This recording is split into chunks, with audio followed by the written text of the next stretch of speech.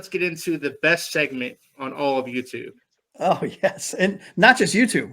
Sports Yes. media Sports history. entertainment media, I history. think. Sorry. Get it Sports media right. history. Jeez. The best segment in sports media history. Game balls and jock straps. Game balls and jock straps. Who's going to start us off? Steve, start us off on your game ball, man.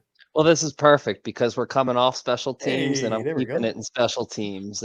I knew this game was going to come down to field goals, and I'm going to give it down to Jason Sanders. Not that it came down to a field goal, but I knew that it was going to be a big part of the game.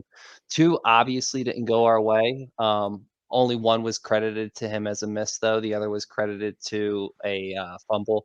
But I kind of give it to the special teams as a miss. You know, you're up there to get points, and it didn't happen.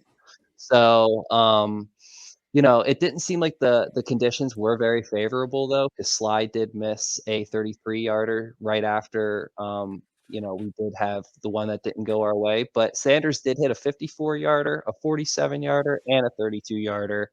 That's 9 points. That's enough to keep us in the game and get us the win. So not enough to get us the win, but help get us there. So Sanders was good, and the ball off the upright, these things happen. So we can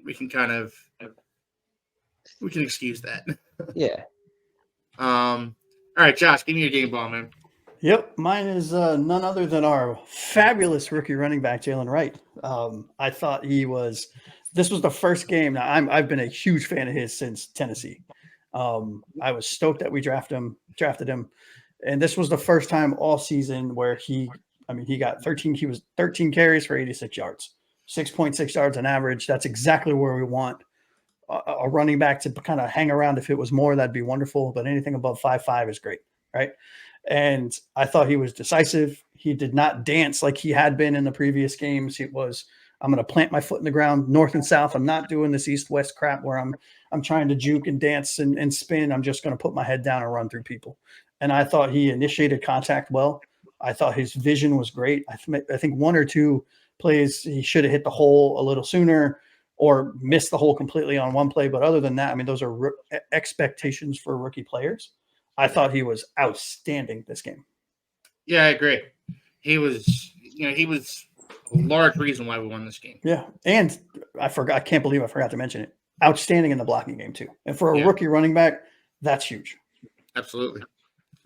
Anthony, game ball, man. Last week I said Jordan Brooks was a man possessed. So this week it was Alec Ingold, dude. I was so happy that Mark Sanchez was calling it out because I was watching this replay. I was like, man, 30 is everywhere. Just up and down the field, hitting the hole. He's the reason we ran for nearly 200 yards. I mean, he was the lead blocker on every single one of these carries and essentially took the middle linebacker completely out of the game. It was completely irrelevant. He was never in the hole because 30 was there clearing it out. I thought it was really fitting to give him the touchdown when we got on the 2-yard line there. That was great. Nice I love that. Handoff. Yep. Yeah. I don't expect to give a fullback my game ball very often this year, but in this one, he absolutely deserved it because he was crushing it.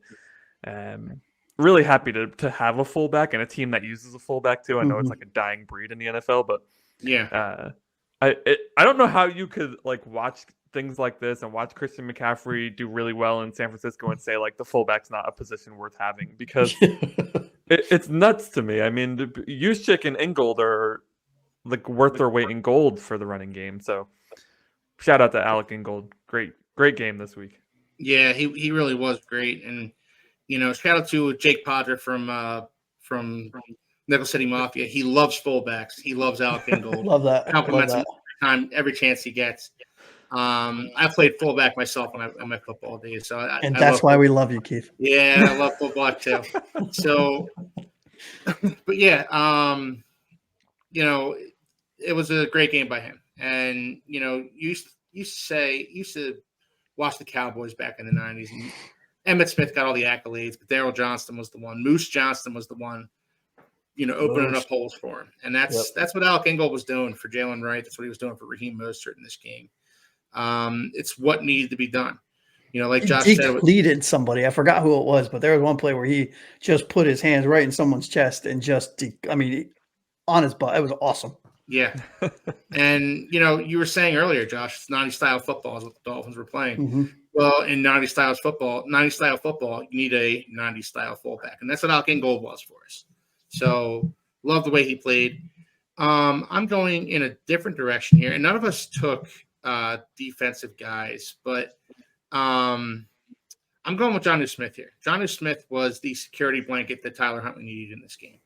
And when you're a young quarterback, when you're an experienced quarterback, when you're a quarterback who, let's face it, isn't as talented, you're going to need a security blanket, a guy you can count on. Tyreek Hill, Jalen Waddle, they run all the flashy routes, but you need a guy down the middle who's just going to be a steady performer for you. And Jonnu Smith was that in this game. And I think I'm hoping against hope here that maybe this will be the push that McDaniel needs to feature his tight end in his offense a little bit more, because this game that Jonnu Smith had was beyond solid. It saved Tyler Huntley a few times. It saved the Dolphins a few times. Loved what I saw. So that's my game ball. I'm going to go right in the jock straps, and we're just going to go right back around the horn here. So my jock strap is another tight end, Julian Hill. Oh, boy. Julian Hill, he's been the bane of my existence since he's come into the NFL. Boy, did I whiff on that one. Oh. Yeah. He gets these holds and these false starts and these legal formations, and they're always drive killers. They always negate these, 20, 25-yard runs. I'm tired of seeing Julian Hill out there. I'm just tired of it. I can't do it anymore with this guy. And he had another key penalty in this game that, helped kill a drive for the Dolphins. And you can't have one guy doing this to you every week. I think Steve sent out a stat earlier on in the day saying that he's had 7 accepted penalties against him this season. Unacceptable. I think I texted you guys after the big run got called back. I was like, it does feel like every big run we have gets called back, doesn't it? Yeah. And guess who's the cause of it? Yeah. And a lot of times it's Julian Hill that's getting called. It was Robert Jones to start the season. Yes. He was a big problem to start. Yeah, he still is. Yeah, he still is. So But is Eichenberg. Neither of the guards are very good. Hey, all joking aside, though, Eichenberg has been playing relatively well this season in comparison to where we assumed he would be. yeah, And what the Really perception that much. and I mean- what the perception what the perception of Eichenberg is let's go get the guy from Publix bagging groceries and he'll be just as good. Eichenberg, from a grade standpoint, for everyone that I follow that's a professional at this, they grade players game by game, snap by snap, and they have him graded, right at neutral, right, which is fine. it's an improvement. All right, Anthony, who's your jock strap for this game? My jockstrap goes to the special teams unit. I mean, it was an atrocious day. I mean, I missed the first half of the game, and Keith was like, our offense has actually been playing well, but the special teams killed us, and I truly didn't believe you. I owe an apology, because when I rewatched, it was just awful. We had a blocked punt. Bailey, what are you doing? 2 missed field goals. One of them I think it counts as a missed field goal, or maybe it doesn't count as a fumble. I think actually Bailey got credit for the fumble on that, so he gets 2. And then we hit the upright, which happens, but 41 yards, man. You got to make those. You're a professional kicker. So, and then I mentioned before, Barrios fair catching the ball with nobody in sight. I think whoever was the lead blocker right in front of him looked back at him and was like, what are you doing? It was one of those most honest NFL moments where you see a player call out another player just live in the act because they're not thinking about it. What are you doing, man? There was nobody here. So the special teams unit, it was a forgettable day and could have actually lost us this one. Yeah. We could have used those. Yeah, we could have used those 3 points, especially towards the end of the game. If that Jalen Polk touchdown did actually count, like it should have. We could have used those 3 points there. Yeah, and Steve touched on it with the box snap that went past Tyler Huntley. The Dolphins left a lot of points on the field, in this game. They And have a lot all of that was, season. yeah, they have. They have. But in this game, especially, like in such a close game, such a tight game, this game could have been over. The Patriots driving down the field, score a touchdown, didn't have to worry us as much as it did at the end of that game. And Yeah, the I wasn't special gonna- teams. I wasn't going to put that botch snap on special teams, but what on earth was Aaron Brewer doing? At Yeah. what point did he see somebody ready to receive a snap? That was a wild play. Yeah. I was lumping that in with the two missed field goals. No, you're right. I mean, it was an opportunity for a special teams play for sure. Yeah. So not their best. And we've talked about them ad nauseum in this show tonight. And I'm sure we're going to talk about him more because I don't think Danny Carlson's getting the axe anytime soon. All right, Josh, who's your jock strap for tonight? I mean, I'm very surprised that somebody didn't jump on this guy sooner. I mean, just for the audience, we have side chats, and so we make sure that we don't steal each other's thunder. But Duke Riley has been a big pile of flaming dookie. I mean, just horrible. Last game with the muffed punt thing that he tried to do, whatever the hell that was, all of the penalties on special teams, all of the game, this Pats game, I am so tired of this dude. I actually really liked him. I shouldn't say really. I liked him he was a solid backup a couple of years ago. Came in, spelled, 10, 15 plays a game, didn't screw up. Fine. Didn't make any great plays, but he didn't screw up. This whole season, he's been just a dumpster fire, and it's just been getting worse. Just gasoline on the dumpster fire. Just let's see how big we can get this thing. And like Danny Crossman, I think they should both be handed their pink slips tomorrow and say thank you for your service. Figure your shit out, and we'll see you later. As long as they take Julian Hill with them. Well, yeah, fine. Yeah. Hey, you know what? That's a fair trade-off. It's harder to pinpoint him this year too because he doesn't have the long blonde hair flowing out of the back of his helmet. So I'm like, who was that guy? What number is that? And it's Riley. That's nobody. Oh, here he is again. that muff punt, that where he fell on the punt and lost it, and we luckily didn't lose it last game. That was it for me. I was like, bye. You just need to go away. All right, Steve, jockstrap. I have to roll my sleeves up for this Oh, one. all right, fellas. Oh boy. All right, fellas. But because we won this, it was definitely hard for me to really break down on any of the players besides the obvious that we had chosen. So I'm actually going to take my attention away from the players and move it towards us as fans. We are incredibly negative on social media outlets in the comments. This is and this is honestly how I found the jockstrap. I clicked on what I thought was a pretty positive post and a lot of optimism, and then every comment underneath was just trashing the Dolphins, trashing the coaches, trashing Tua's not even playing. Stop trashing the man. It's In fairness, he was your jockstrap last week, Steve. He was, but they're trashing him for all the wrong reasons. They're not. They're trashing him because they say he's a bad quarterback. I was trashing him for being a bad leader. I think he's a great quarterback. But we're only 2-3, and to be honest, there's a lot of teams that have had 9 wins, 8 wins even, and made it to the playoffs. And actually, I did a little research, and there's 3 notable teams that have had 9 wins that have made it to a Super Bowl: the 2011 New York Giants, the 2008 Arizona Cardinals, and then I dug a little deeper for this one, the 79 Rams, and I like this one a lot because they started off the same exact way we're starting right now. I don't know about injuries. I don't know the history of the 79 Rams, but with how they started, it's not far off from where we're at. And, they eventually made it to a Super Bowl. I'm not sure if they won the Super Bowl. I didn't have, I kind of get sidetracked here and there, but the strap ultimately goes to us as fans. There's still time. We just need to clean it up and rally behind the team rather than completely insult it and just we're ruthless. We have an opportunity.